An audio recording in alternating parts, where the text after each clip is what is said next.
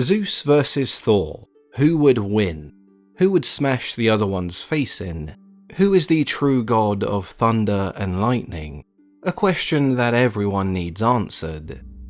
Okay, so maybe not everyone, but it's still an interesting point of discussion.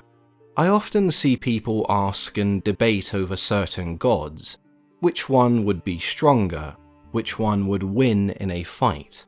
There are several metrics and examples you can use to present a somewhat logical argument, but most of the time it does come down to personal preference and bias.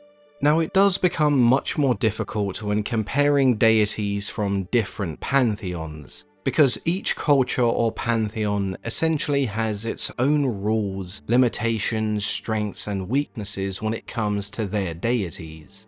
If we use today's example as a comparison, the Norse gods are undoubtedly stronger than humans and possess an array of supernatural traits. However, they are far from invincible. Gods and Jotun dying are not uncommon events. With Ragnarok, there are only a few who even survive.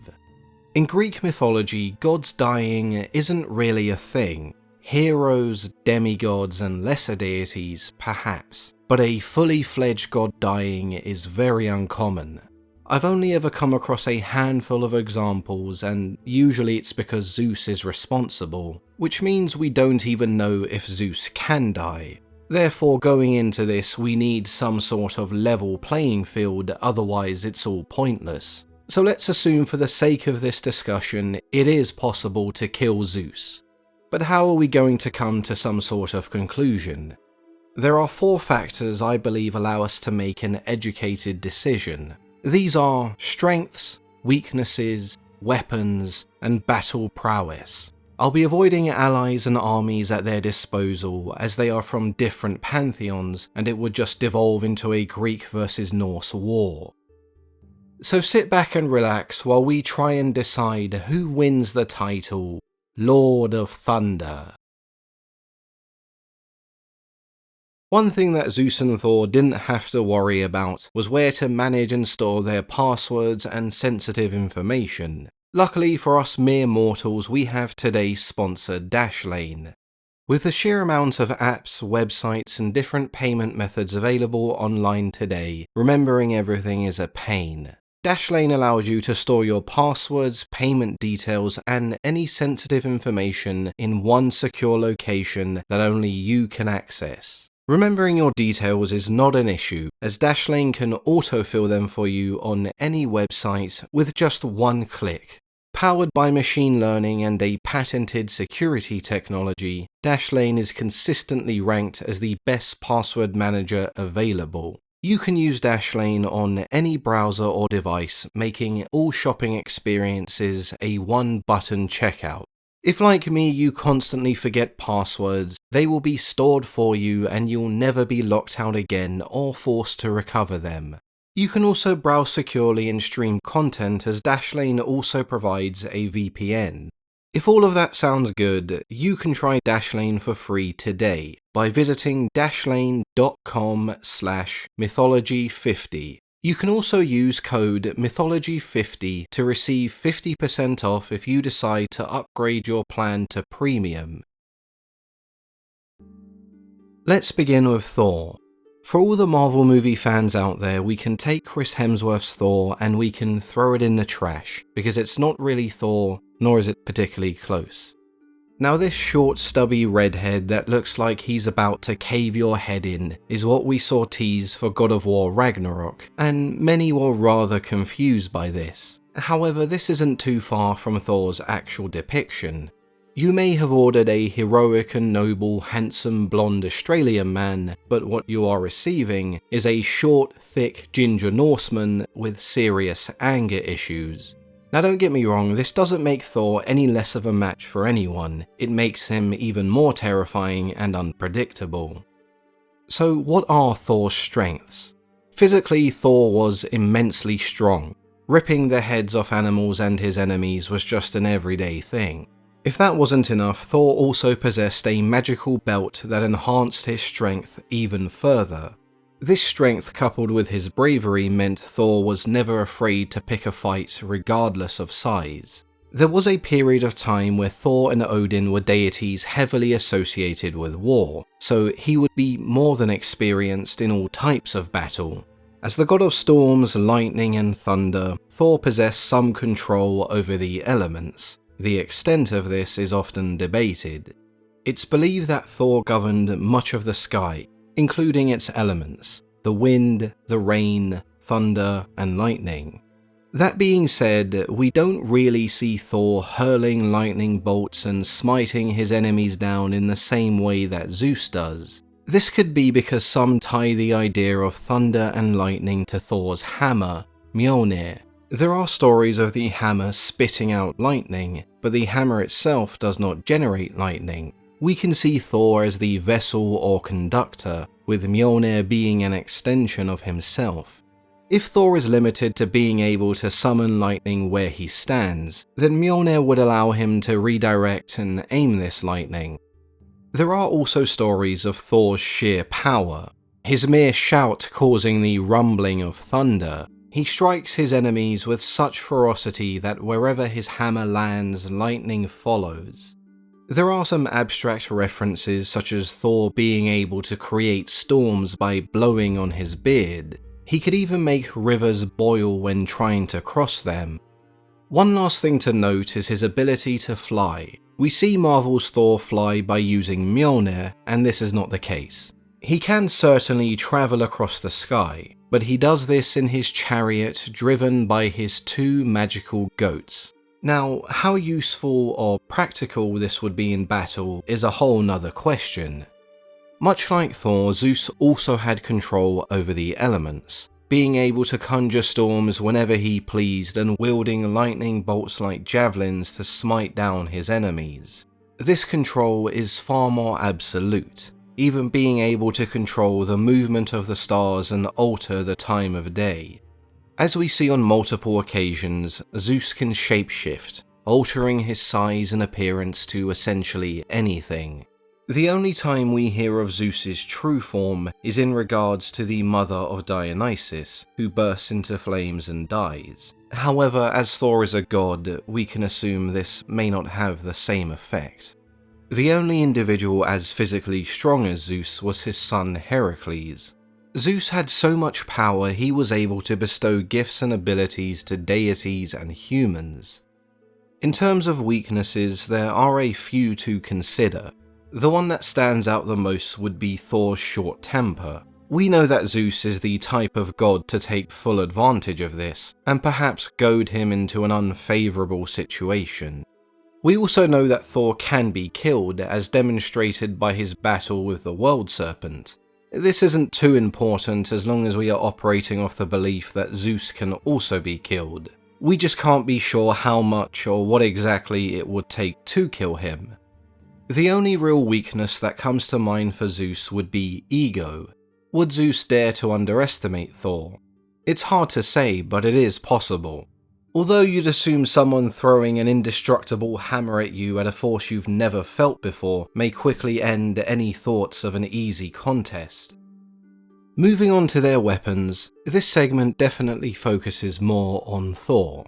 We've already mentioned his belt that doubles his strength, but the reason he needs it ties back to his hammer Mjolnir. Mjolnir was created by the two brothers Brokir and Sindri as part of a wager with Loki.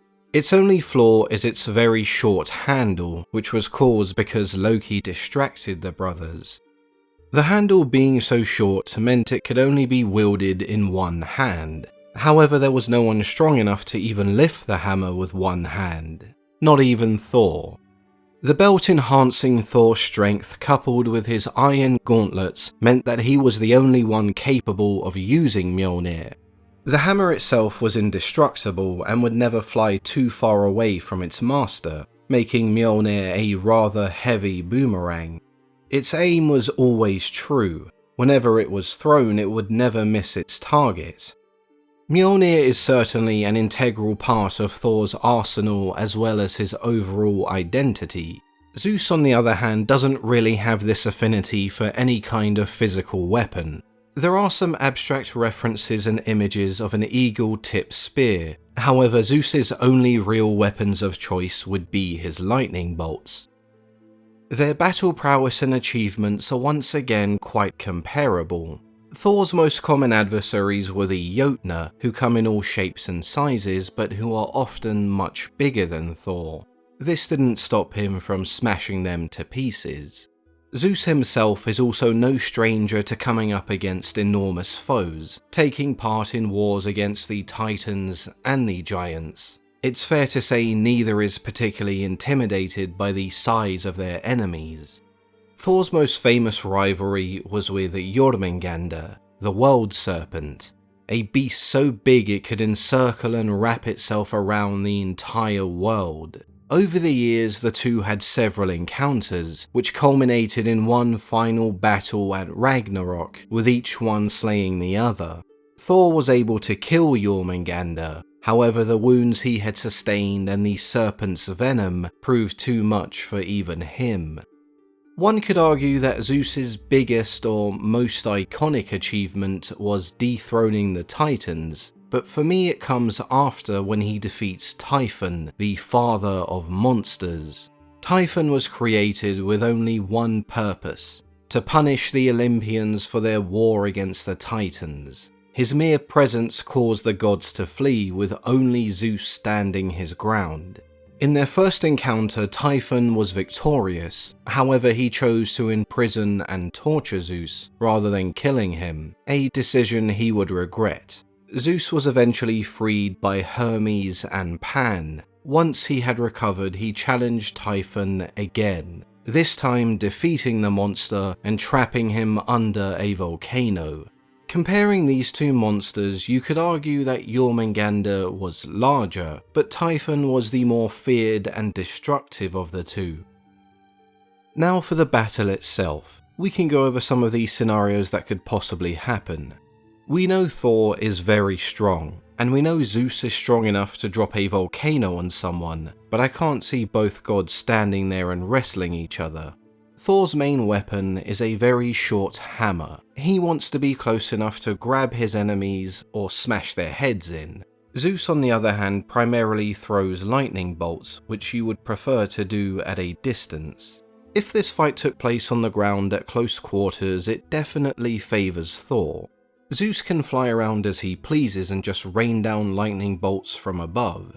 In theory, Thor could ready his goats and jump in his chariot to chase Zeus through the skies, but this is rather impractical and limits Thor's movement and capabilities. If the fight did take place here, you would have to favour Zeus, as knocking the chariot out of the sky doesn't seem too difficult.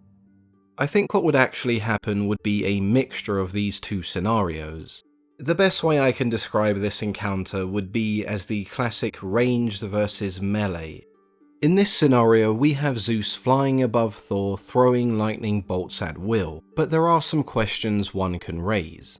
How much would Thor be able to endure? How many lightning bolts would it take before enough is enough? Another interesting point to consider is Zeus's lightning bolts themselves. Is there this magical endless supply? We know it's stated that the winged horse Pegasus carries Zeus's lightning bolts through the skies, and we even have some passages describing Pegasus as one of Zeus's most loyal and fearless companions in battle, carrying his lightning bolts and remaining by Zeus's side. If that's the case, then there is some hope for Thor. He may remain grounded in this scenario, but Mjolnir at least gives him some options. We know that the hammer can never miss and always returns to its owner, therefore throwing Mjolnir is the only way to physically hit Zeus, but it's also the safest way. How much damage this would do to Zeus or how long before it knocked him out of the sky are valid questions. You essentially have a race of sorts. Can Thor knock Zeus out of the sky or even kill him with Mjolnir before he succumbs to the barrage of lightning bolts? Thor's best chance, in my opinion, would be to ignore Zeus, at least to begin with. Using Mjolnir to knock Pegasus out of the sky first could in theory limit the amount of lightning bolts that Zeus has, and force him into a grounded encounter. Another thing to note about Mjolnir is that this isn't Marvel, and you do not have to be deemed worthy to use the hammer, you just have to be strong enough. Thor's belt allows him to reach this level, but we know Zeus is strong enough to lift entire volcanoes. What's stopping him from simply catching Mjolnir and throwing it back at Thor along with some more lightning bolts? If that is a possibility, then it starts to look rough for Thor. One last scenario that crossed my mind was, what if Zeus took the form of Jormungandr? Would he be able to slay Thor, or would history repeat itself with both gods slaying each other? So there are the backstories, the strengths, the weaknesses, the weapons, and the achievements in battle. It's now time for you to decide who would win. I will, however, leave you with these questions to consider. Is Thor's strength enough to overpower Zeus? Can Mjolnir do the damage required, or will it end up being used against Thor? Given the unknowns surrounding what Zeus is truly capable of, is Pegasus his only real weakness? Let me know what you think in the comment section. As always, I've been your host, Mythology and Fiction Explained.